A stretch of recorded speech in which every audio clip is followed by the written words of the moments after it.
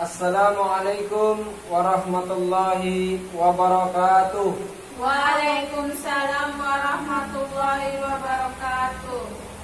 Alhamdulillah rabbil alamin. Wal aqibatu lil muttaqin wala udwana illa 'alal zalimin. Asyhadu an la ilaha illallah wa asyhadu anna Muhammadan abduhu wa rasuluh. Amma ba'd. Oke, anak-anak semua sehat pada hari ini? Sehat, alhamdulillah. Jadi harus bersyukur kepada Allah karena di masa pandemi seperti ini masih diberikan kesehatan, kekuatan, lapangan, sehingga masih bisa hidup, masih bisa ketemu dengan teman, masih bisa berjalan, masih bisa makan.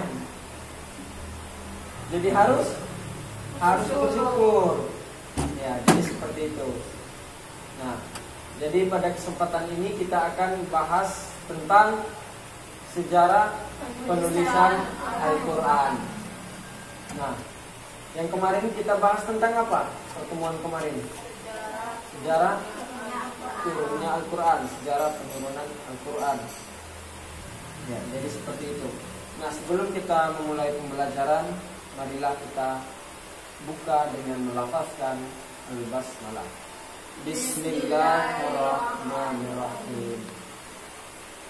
Nah, jadi tentang sejarah penulisan Al-Quran. Untuk materinya silakan ambil HP masing-masing, buka e-learning dan baca materinya. Silakan.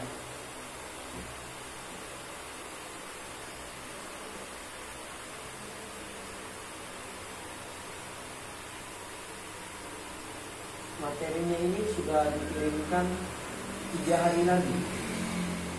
Jadi sudah pernah baca materinya atau belum? Sudah. Alhamdulillah, memang anak muridku ini semangat belajarnya tinggi. Jadi silakan dibaca dulu.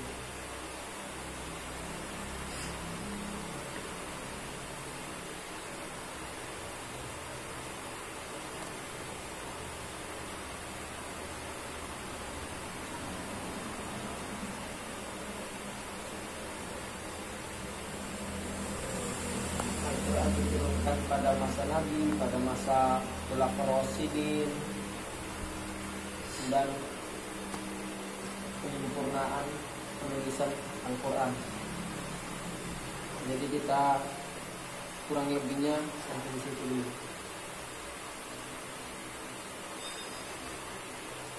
Ya, oke. Sudah dibaca ya? Sudah. Nah, jadi Al-Quran pada masa Nabi, apakah ada yang ingin ditanyakan? Al-Quran pada masa Nabi.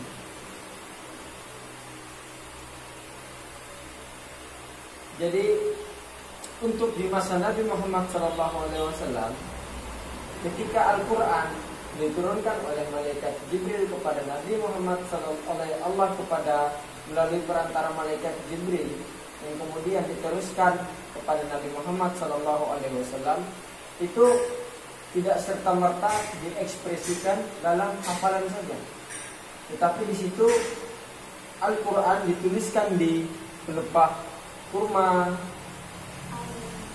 pada batang kayu. Jadi tidak dalam bentuk hafalan.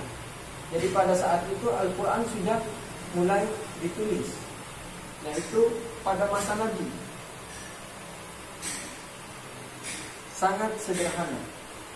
Nah, sedangkan di masa Khulafaur Rasyidin, itu pada masa Khalifah Abu Bakar. Jadi Abu Bakar itu memerintahkan Al-Quran supaya dikumpulkan menjadi satu. Jadi penyebabnya itu apa? Ada yang tahu? Penyebab Al-Quran, sehingga penyebab Khalifah sehingga memerintahkan Al-Quran itu, karena kekhawatiran atas kelestarian Al-Quran. Nah, karena di situ Khalifah tersebut khawatir Karena Al-Quran hanya memang sudah ada beberapa tulisan tentang Al-Quran, tetapi banyak para ulama yang saat itu ulama yang menghafal Al-Quran gugur dalam peperangan. Dan di situ dikhawatirkan Al-Quran itu musnah, makanya diperintahkan untuk mengumpulkan mushaf-mushaf tersebut kemudian dibukukan. Nah, setelah pada masa khalifah, mushaf yang ditulis pada khalifah tadi diteruskan kepada khalifah Utsman.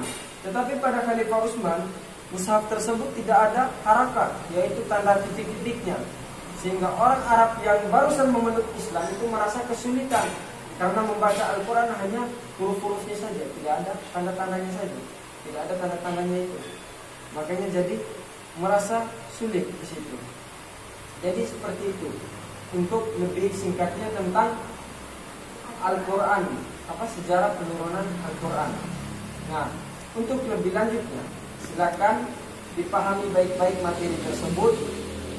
Dan di situ ada beberapa pertanyaan tugas yang harus diselesaikan dengan berpedoman pada materi yang ada di situ.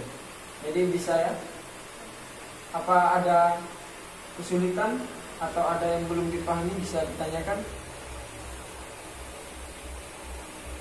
Sudah paham semua atau belum? Ada pertanyaan tidak tentang materi ini? Tidak ada. Alhamdulillah kalau tidak ada ya. Jadi untuk tugasnya nanti bisa diselesaikan. Nanti akan saya cek lagi ya. Ya. Kalaupun ada yang bingung nanti bisa datang saja ke rumah untuk bertanya. Kalau misalkan ada yang bingung, yang masih belum dipahami bisa ditanyakan nanti. Oke. Jadi untuk pertemuan pada hari ini itu saja. Mudah-mudahan kita sama-sama dimudahkan oleh Allah Subhanahu wa taala. Amin. Nah, sebelum kita mengakhirinya, marilah kita menutup pertemuan pada kesempatan ini dengan melafazkan alhamdulillah. Alhamdulillahirabbil alamin. Wassalamualaikum warahmatullahi wabarakatuh. Waalaikumsalam warahmatullahi wabarakatuh.